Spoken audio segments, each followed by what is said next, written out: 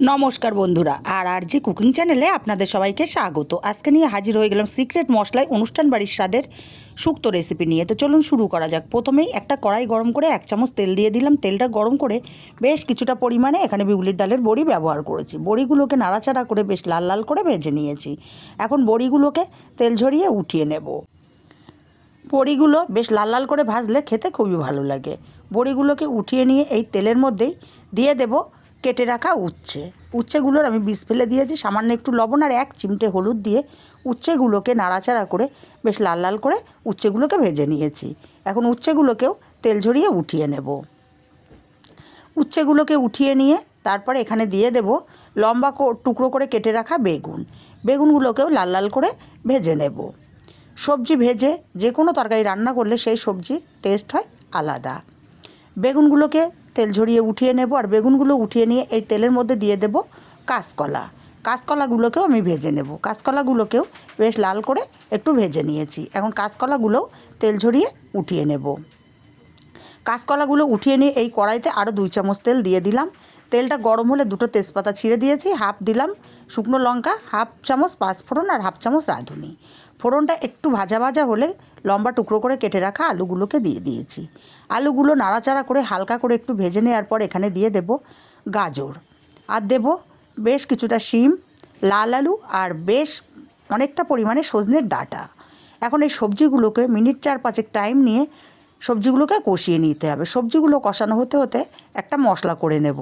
Mixture জারের মধ্যে দিয়ে দেব 1 চামচ পোস্ত, 2 চামচ হলুদ সর্ষে, দেব 1 চামচ চার মগজ আর 5টা-6টা কাজু বাদাম। মিক্সচার জারটা ঘুরিয়ে সব কিছু গুঁড়ো করে নিয়ে অল্প করে জল দিয়ে একদম মিহি করে পেস্ট রেডি করে নেব।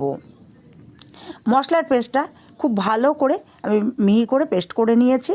এখন এক সাইডে রেখে দেব। আর যে দুধটা আমি ব্যবহার করব সেই দুধের মধ্যে আমি হাফ চামচ আটা দিয়ে দিলাম। আটাটা খুব ভালো করে গুলে নিতে হবে, এতে করে দুধটা তরকারির মধ্যে দিলে কেটে যাবে না। এদিকে সবজিগুলোও 4-5 মিনিট কষিয়ে নিয়েছি। সবজির কালারটাও চেঞ্জ হয়ে গেছে, সবজি অনেকটাও কমেও এসছে। এই পর্যায়ে আমি দিয়ে দেব স্বাদ মতো লবণ আর দেব 1 চামচ আদা বাটা। লবণ আর আদা বাটাটা দিয়ে কষিয়ে নেব আদা বাটার কাঁচা গন্ধটা চলে যাওয়া পর্যন্ত। মিনিট 2 সময় নিয়ে কষিয়ে নিয়েছি। এখন এই পর্যায়ে দিয়ে দেব পেস্ট করে রাখা মশলাটা আর সামান্য 1 চিমটে হলুদ দিলাম। আপনারা চাইলে নাও দিতে পারেন। মশলার সঙ্গে সবজিটাকে কষিয়ে নেব। তবে কষাতে কষাতে সবজিটা অনেকটাই শুকনো লাগছে। এখন মিক্সচার জারটা ধুয়ে অল্প পরিমাণে জল এখানে দিয়ে দিলাম। আবারও সবজিটাকে কষিয়ে নেব। মিনিট খানিক সময় নিয়ে সবজিটাকে কষিয়ে নেওয়ার পর এখানে দিয়ে দেব হাফ চামচ ধনে গুঁড়ো আর হাফ চামচ জিরের গুঁড়ো। ধনে গুঁড়ো জিরে গুঁড়োটাকে দিয়ে আরও কিছুক্ষণ সবজিটাকে এইভাবে কষিয়ে নেব। এইভাবে কষিয়ে নেওয়ার পর এখানে দিয়ে দেব ভেজে রাখা কাঁচকলাগুলো, কারণ কাঁচকলাগুলো সেদ্ধ হতে একটু টাইম লাগবে। কাঁচকলাগুলোকে দিয়ে আরও মিনিট খানিক সবজিগুলোকে কষিয়ে নিতে হবে। এইভাবে সবজিগুলো কষিয়ে নেওয়ার পর আটা গুলে রাখা দুধটা দিয়ে দেব আর দেব হাফ বাটি জল। আমি জল আর দুধ ব্যবহার করছি, আপনারা চাইলে সম্পূর্ণ দুধ দিয়েও শুক্তোটা তৈরি করতে পারেন, সেই ক্ষেত্রে টেস্টটা আরও বেশি ভালো হবে। নাড়াচাড়া করে শুক্তোটাকে ফুটতে দেব। ততক্ষণে সিক্রেট মশলাটা আমি রেডি করে নেব। একটা কড়াইতে আমি 1 চামচ রাঁধুনি আর হাফ চামচ গোটা মৌরি দিয়ে দিলাম। এখন এগুলিকে শুকনো খোলায় ভেজে নেব, যাতে পুড়ে না যায় সেটা খেয়াল রাখতে। সুন্দর গন্ধ বেরিয়ে গেছে, নামিয়ে ঠান্ডা করে সরাসরি আমি শিলনোড়াতে দিয়ে দিলাম, কারণ সামান্য মশলা মিক্সিতে গুঁড়ো হবে না। মশলাটাকে আমি শিলনোড়ায় মিহি করে গুঁড়ো করে নিয়েছি।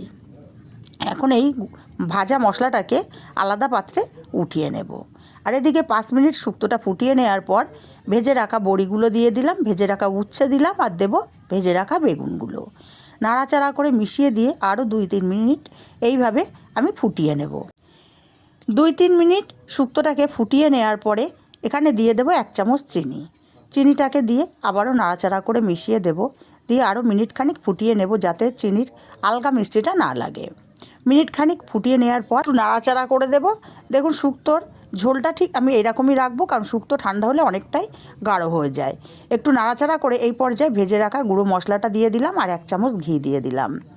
ঘি আর ভাজা মশলাটাকে দিয়ে আবারও খুব ভালো করে নাড়াচাড়া করে মিশিয়ে নেব। খুব ভালো করে নাড়াচাড়া করে মিশিয়ে আমি আলাদা পাত্রে নামিয়ে নিয়েছি।